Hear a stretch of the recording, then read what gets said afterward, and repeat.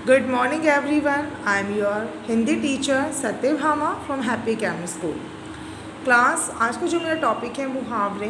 वैसे तो ये टॉपिक जो है आपसे बच्चे कर चुके हैं ऑलरेडी, अपनी नोटबुक्स में डन कर चुके हैं, बट कुछ बच्चों ने मुझे प्रीवियस क्लास में कहा कि मैम हमने काम नहीं किया है या हमें कुछ समझ में नहीं आया है। तो आज मैं आप सभी को ये टॉपिक दोबारा से क्लियर कर रही हूँ, रिकॉल कर रही हूँ, और जिन्होंने ये काम नहीं किया वो इस चैप्टर को कंप्लीट भी कर लें। सबसे पहले आप ये देखिए, मुहावरे हैं। इसमें आपको कितने मुहावरे करने हैं? आपको 13 तक आप बच्चों को मुहावरे करने हैं। इसमें ये 13 तक आपसे बच्चे अपनी हिंदी ग्रामर की नोटबुक में मुहावरे लिखेंगे। चलिए, अब हम बात अगर करते हैं मुहावरे की, तो मुहावरे क्या हैं? यहाँ पर एक परिभाषा भी आपको दी गई है कि मुहावरे ऐसे कथन या वाक्यांश हैं, यानी कि वाक्यों का अंश है जो भाषा को विशेष अर्थ प्रदान करता है, यानी कि जिससे भाषा में बदलाव आता है। और अगर मैं इससे भी आसान शब्दों में अगर आपको बताना चाहूँ तो बच्चों वो ये है कि देखिए, मुहावरा जो शब्द है वो एक अरबी भाषा का शब्द है, ठीक है, जिसका अर्थ होता है कि किसी मतलब कम शब्दों में कुछ को कुछ बात कहना।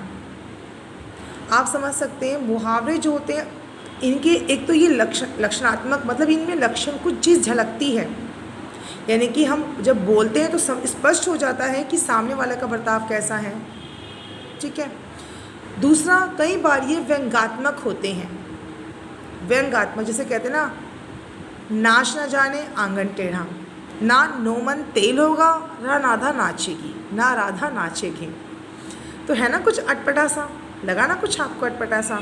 अरे ना नोमन तेल होगा ना राधा नाचेगी, अरे ये क्या बात हुई? या तो जैसे कि भैंस के आगे बीन बजाना, अरे भैंस का कौन बीन बजाएगा बैठ करके? आप खुद सोचो, होंगे ना व्यंग्यात्मक, मतलब वो जिन पे आप हंस सके, बट ये अर्थपूर्ण होते हैं अपने आप में। ये किसी की बात को एक बहुत महत्व दे देते हैं। अगर सामने वाला की इन बातों को बोलते हैं तो उसकी बात में वज़न, मतलब उसकी बात में ज़्यादा जोर दिखाई देता है। और जब इनका प्रयोग करके हम कुछ बोलते हैं ना, तो ये लगा लीजिए कि हम कम शब्दों में भी अपनी बात को स्पष्ट कर सकते हैं। वो कहलाते हैं हमारे मुहावरे। जैसे कि आप देख सकते हैं, अंगारे उगलना, आंसू पोंछना, अंगूठा दिखाना। मतलब इसका मतलब क्या है कि देखो, अंगारे उगलने का मतलब ये कि जो सामने वाला है तो बहुत ज़्यादा गुस्सा है, बहुत गुस्सा है, या बहुत ज़्यादा से बताया गया कठोर कुछ है, मतलब उसने इतने कड़वे वचन बोले हैं। तो आपको देखा, जब इंसान गुस्से में होता है वो हमेशा बहुत कुछ बोल जाता है। आंसू पोंछना यानी कि आप किसी को दिलासा दे रहे हैं, किसी को सांत्वना दे रहे हैं। अंगूठा दिखाना यानी मना कर देना। तो इस तरीके से ये कुछ लक्षण प्रदर्शित करते हैं मुहावरे, ठीक है बच्चों। अब इनको अपने वाक्यों में हम प्रयोग करते हैं मुहावरों को। देखिए, अंगारे उगलना यानी कि कठोर वचन कहना। अगर साधारण भाषा में अगर मैं आपको वाक्य में प्रयोग आप कैसे करें, देखिए यहाँ तो ये लिखा होगा, लेकिन आप भी इसे समझें। एक बात ध्यान रखिएगा बच्चों, मुहावरों में कभी भी वाक्य प्रयोग को रटने की ज़रूरत नहीं है। बताती हूँ क्यों। रीज़न ये है बच्चों कि अगर आपने मुहावरे का अगर आपको अर्थ स्पष्ट है, अर्थ क्लियर है, तो आप वाक्य आसानी से बना सकते हैं। पर हाँ, एक बात आपको ज़रूर ध्यान रखनी है, जो मैं हमेशा से बताती आ रही हूँ, कि जब कभी भी वाक्यों का निर्माण किया जाता है किसी शब्द से, तो उन्हीं शब्दों को उसमें लेना होता है। जैसे यहाँ पर कहा गया है अंगारे उगलना, तो जो आप वाक्य बनाएंगे उसमें अंगारे उगलना ही लिखेंगे, उसका अर्थ नहीं लिखेंगे। अक्सर जब हम बच्चों के पेपर चेक करते हैं या कई बार कॉपी चेक करते हैं, अक्सर बच्चे गलतियां करते हैं। जैसे यहाँ लिखा हुआ है मुहावरा अंगारे उगलना, तो बच्चे ना उसका अर्थ प्रयोग कर देते हैं, इसे प्रयोग नहीं करते हैं। क्या लिखेंगे वो? नौकरों पर मालिक आजकल बहुत कठोर वचन बोलते हैं, तो बच्चे अर्थ का प्रयोग करते हैं। नहीं, आपको अर्थ का प्रयोग नहीं करना। वाक्य प्रयोग का मतलब ही यही हो जाता है कि जो शब्द दिया जाता है उसी को अपने मतलब आपको उसी में कुछ और शब्द जोड़ करके एक संपूर्ण वाक्य बनाना है जिसका अर्थ हो, जिससे कुछ आपको पता चलता हो, कुछ समझ में आता हो। अब देखिए, जैसे आंसू पोंछना, इसका अर्थ होता है आप किसी को दिलासा दे रहे हैं। आप किसी के आंसू कब पोंछते हैं? आप किसी का कब पोंछते जब आपको लगता है कि सामने वाला बहुत ज़्यादा दुखी है, आप उसे दिलासा देते हैं, आप उसे समझाते हैं, तो वो सांत्वना देना हो गया, सांत्वना। अंगूठा दिखाना, कहते हैं ना अंगूठा दिखाना, तो अंगूठा दिखाने से मतलब यहाँ पर ये है कि किसी ने आपको साफ साफ मना कर दिया। और वो भी मना ऐसे टाइम पर किया कि जब आपको उसकी सच में बहुत ज़्यादा ज़रूरत थी।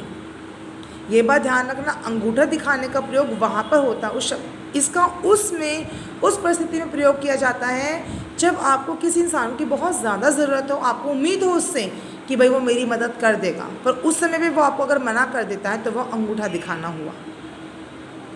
अब बात है आसमान पर चढ़ना। आसमान पर चढ़ने का मतलब बहुत ज़्यादा अभिमान करना। याद रखिएगा, गर्व करना और अभिमान करना बेटा बहुत थोड़ा सा अंतर होता है, बहुत छोटा सा अंतर है।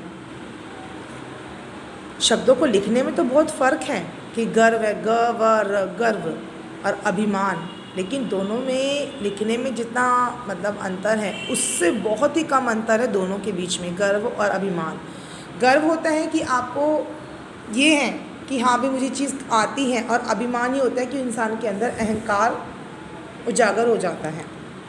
आसमान पर चढ़ने का मतलब ये है कि सामने वाला इंसान जब ये करे, सामने वाला इंसान के अंदर अभिमान आ जाए, उसे लगे कि उससे बढ़कर कोई नहीं है, तो हम कहते हैं आसमान पर चढ़ना। काया पलट। काया पलट, देखो काया का अर्थ होता है वैसे तो शरीर से, और पलटना यानी कि कुछ ऐसा होना कि हमारे बदलाव अलग ही दिखाई दे। जैसे कोई इंसान बहुत मोटा है, अचानक से वो पतला हो जाए तो काया पलट हो गई, या कोई इंसान अचानक से हल्के फुल्के कपड़े पहनता, अचानक से वो तड़क भड़ के कपड़े पहनने लग जाए तो काया पलट, या उसकी भाषा में कुछ बदलाव आ जाए तो उसे हम कहते हैं काया पलट होना। फिर है कान खड़े हो जाना, यानी कि बहुत सतर्क होना।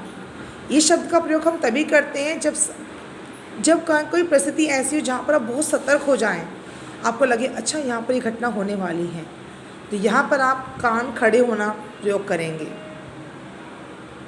दांत खट्टे करना, यानी कि ये वो परिस्थिति का मतलब कहने का प्रयोग कर सकते हैं आप इसका उस परिस्थिति में जहाँ पर ये हो कि बहुत बुरी तरीके से हारे हों, ठीक है, बहुत बुरी तरीके से हारना, यानी कि दांत खट्टे करना।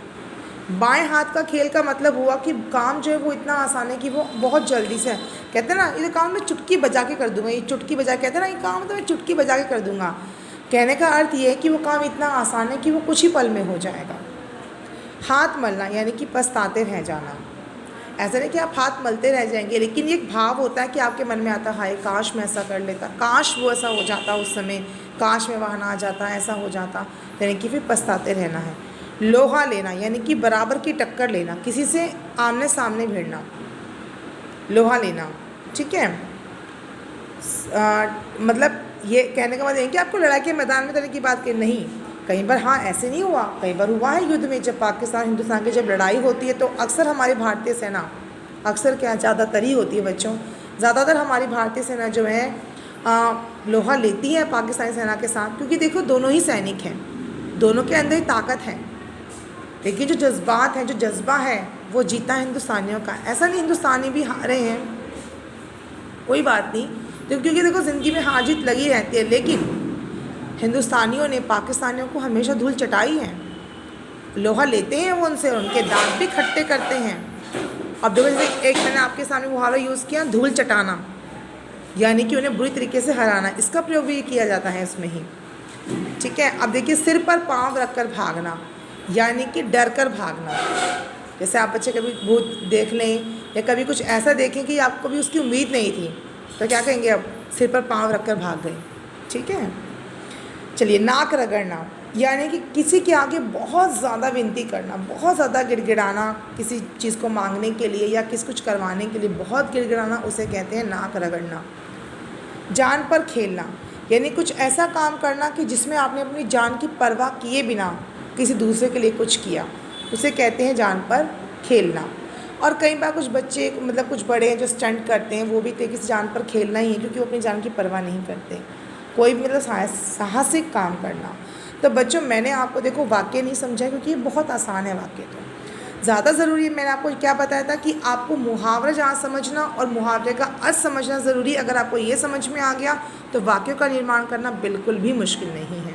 तो क्लास आज के लिए इतना ही, ये काम कंप्लीट कर लीजिएगा, जिन्होंने नहीं किया वो कर लें, और कल मैं आपका मुहावरों का टेस्ट लूँगी। Thank you.